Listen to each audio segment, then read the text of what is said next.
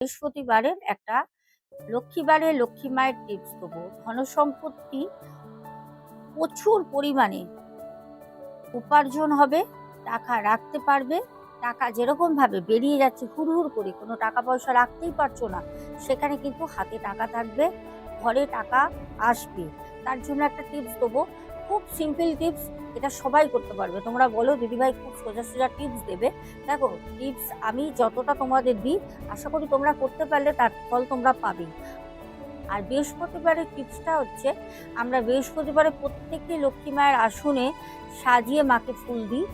বৃহস্পতিবার দিন একটা পদ্ম ফুল নিয়ে আসবে, বাজার থেকে ফুলের সাথে একটা পদ্ম ফুল নিয়ে এসে পদ্ম ফুলটাকে ভালো করে ছড়িয়ে মায়ের ডান হাতে আস্তে করে রেখে দেবে। আর যাদের ধরো ফটো ফ্রেম, তাদের পায়ের কাছে দিয়ে দেবে, অথবা দাঁড় করিয়ে যদি দিতে পারো, ঠেক না দিয়ে দাঁড় করিয়ে দেবে।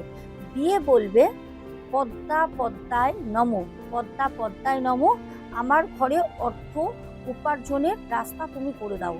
এইটা 3 বার পাঠ করবে। আর পদ্ম ফুলটা দিয়ে ধূপ দিয়ে চোখ বন্ধ করে মাকে মনে মনে হাত জোর করে প্রার্থনা করবে।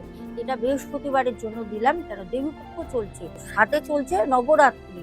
নবরাত্রি দেবীপক্ষ, যদি এই টিপসগুলো করতে পারো, আমি বলতে পারি তোমাদের আর্থিক উন্নতি অনেক অনেক অনেক ইমপ্রুভমেন্ট হবে। তোমরা নিজেরাই বুঝতে পারবে কোথা থেকে তোমাদের অর্থ আসছে, অর্থ পথ খুলে গেছে।